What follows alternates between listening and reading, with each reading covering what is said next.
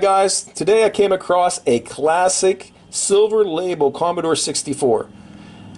You can tell it's a classic silver label by the silver label here, the Commodore name, and also the silver label here, the C64 label. The Commodore 64 was actually introduced back in the Consumer Electronics Show back in January of 1982. And as it's been released, the whole Commodore 64, they estimated anywhere between 10 and 17 million units of the Commodore 64 have been sold. Quite a lot.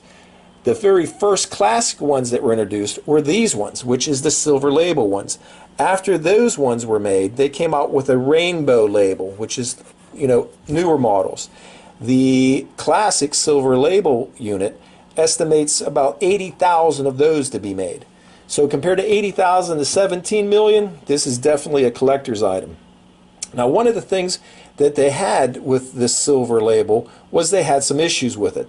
So what happened was they had some recalls, and it seemed like the video interface chip inside the computer, which we'll look at in a minute, had some problems.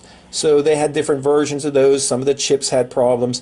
So Commodore had a recall, or they went back to the dealers, they fixed them, they replaced the chips. They did a number of different things. They either gave you another unit, which would have been the rainbow unit. They may have replaced some chips on the inside. So there's different variants of this silver label unit. And it's hard to say exactly what you have unless you actually look inside. Look at the serial number, look inside, and look at some of the chips and see what you have.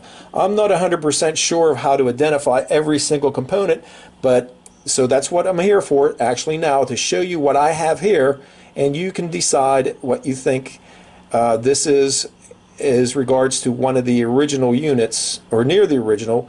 One of the big factors is the video interface chip. This actually has a VIC-2 in, not the VIC-1, which is one of the originals. So let's see what we have. So, of course, to identify, you have the silver label here, you have the silver label there. The other thing is, let's take a look at the serial number. So if you turn this unit over, take a look at the serial number, and this unit has a number of, let's zoom in a little bit so you can see a little better. Where is that at? Right about there. So it's 26,633. So it's important to have a low serial number, which this one is fairly low. The other thing is, we want to open this up now to see what we have. So I'm going to turn this back over again. And to open this up, you just remove 3 screws. 1, 2, 3 right there. I already removed them because I had this open a second ago. So remove those screws, turn it around, and we just kind of lift this open. There's a couple clips you just remove. This will open up very easily. Over here is a cable we're going to remove, so that's just to the LED light. And then I'm just going to move the keyboard over here on the side so we can better take a look at the chips. Now, first thing we want to look at is the motherboard, of course, and see just what we have there. So if I zoom in this a little bit, you can see, I hope you can see that, this is the board, and it's 326298 revision C, dated 1982. So that 326298 is the models that were over here in the United States. And then there's some other chips that are important to look at. That includes some of these over here that we'll look at right now. So basically, I'm just going to turn this so we can take a look at them. So basically, the chip 6581 is dated 1982, so you can see that number 2182, that means it's the year 1982. And over here is a chip number 6510, that's dated 1982, that 3782 means 1982. And this might be the BIOS, I'm not exactly sure, C64 revision 3 8481. And if we come down here, which I'm going to show you all these chips in a minute, we take a look over here, and we got the 6526 dated 1982, and the 6526, another one dated 1982. The video interface chip is actually inside this unit right here. Alright, so if I zoom out a little bit, you can see where that's located. Now to open that up, there's metal clips around the side that you have to kind of pry open. So I already had this open a second ago, so all I have to do now is just kind of open this up because I just had it off. So I'm going to open that up, push that off to the side there, and let's take a look at what we have here. So here is actually the chip that's very important, and this one is dated the 6567. So, and that's dated 1982. So that is is one of the chips that was dated for the original, one of the original VIC-2 chips. So this is the VIC-2, Video Interface Chip 2. They had the original one, from what I understand. And again, I'm not the expert here, so whatever I'm saying is not correct, please let me know. I'm just showing you what's in here. What I'm saying may not be 100% accurate, but at least you get to see exactly what's inside here, and then you can be the judge if you're interested. So let's now just go through here and just kind of zoom around and just see what we got. So you can take a look at every part that we have. I'm just going to kind of move real slow through all this. You can take a look what chips are in there and what conditions. A very clean, very nice unit. It's very, very nice. The Commodore 64, an 8-bit computer, was, you know, one of the classic. I remember I used to have one of these. I had a Commodore, actually a VIC-20. Commodore 64, I even had an Atari, I even had a TV Pong, if you can remember the TV Pong games. That was kind of like really back there. And you take a look at the graphics and so forth now, you can't beat the graphics, of course, but the games, you just love these older type retro games that on these older 8-bit machines. So I'm just going through here just to show you what everything's in here so you can see. I want you to see exactly what components are in this individual unit and what condition everything's in. It's really quite nice. Very nice unit. If you have any questions, definitely, you know, leave a comment here. And again, I'm not an expert on this. I've researched a little bit, telling you what information I can tell, and that's about it. Now, one thing is that this the video interface chip did have some heat paste on there, so I had to remove that. That's what you see, that white around there.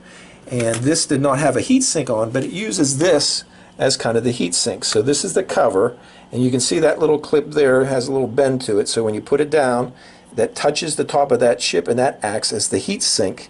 This whole cover acts as the heat sink, and that just pulls the heat right away. So what I'm going to do now is I'm going to replace some paste on top of this heat sink, and then I'm going to power up the unit and see how it works. But before I do that, let me just put this cover back on, and let's just turn the machine around a little bit and just take a look at what we have here. So I could do that back on, and let's just cover that back up for a minute. There we go. So let's put them screws back in. So basically we got on the side here, nothing on that side. Let's take a look on this side here. We have the basic, there is control port 1, control port 2 for joysticks, the power and the on-off button. And then on the back here, we have some interface slots. And we have here is the video, and actually it's the 1, 2, 3, 4, 5 pin video. So that kind of shows you that that is one of the older ones. That's supposed to be that. And then we have some actually interface slots there on the side here. Right, and then that's one for the disk drive right there, or not the disk drive, I'm sorry, the diskette drive, the 1541, I think that's the model number. And basically on this side we saw everything, and then that's it. So basically let me put some, excuse me, let me put some heat sink on there, put the whole thing back together again, and then I'm going to power it on, and it does work, at least it did. So we'll see what it's like. So I'll be back to you shortly. I'm going to stop the video and start back up when you see the computer. Thank you. Hold on. Okay, I got this all hooked back up. There's our Commodore and the power adapter. And I actually have a disk drive there just so I can test out a program on it. So basically, I'm going to turn it on. And there we go. So let's actually put in a program. I have a logo program here. Let's put that into the drive. And type in our command. And this is the Commodore 64 command, load. In this case it's going to be logo, LAGO, comma 8. And 8 means the diskette drive it's going to.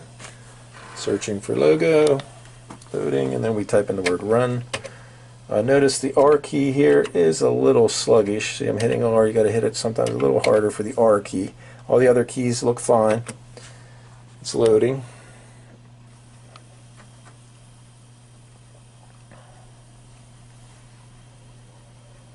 So this, I'm just testing it out after I put it all back together again, make sure it's working.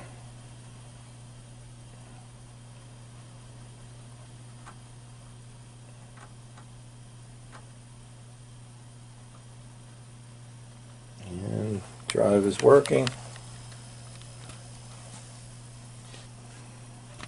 Still says loading.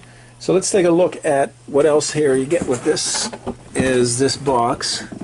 This is the Commodore 64 box, and if you look on the side here, it matches the serial number of the unit.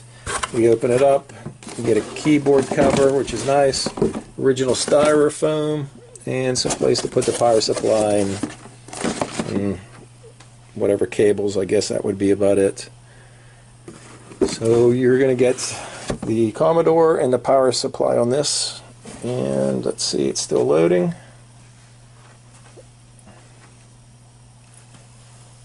Render red light in use light is still active. Loading, please wait. We just love to wait. 8-bit computers, you gotta love them, but you gotta wait. That's the part of life in the 8-bit world.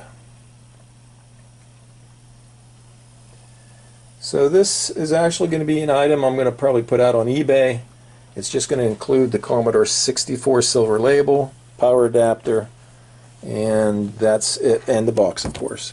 The programs and disk drives will actually be a separate item out there, because I just want to keep those separate because they're a little different. So there we got the OK. We're getting there. And I think we get a run command coming up. Here it says run. And there it is. Welcome to Logo. Fantastic. Don't know any logo commands, but Logo is a program that kids used in school a lot to teach programming language concepts. So there you go. The Commodore 64 silver label, a great item, very classic. And now you can be the judge what you got there. I'm not an expert. You can decide what is in this machine and go from there. So have a great day, and thank you for watching.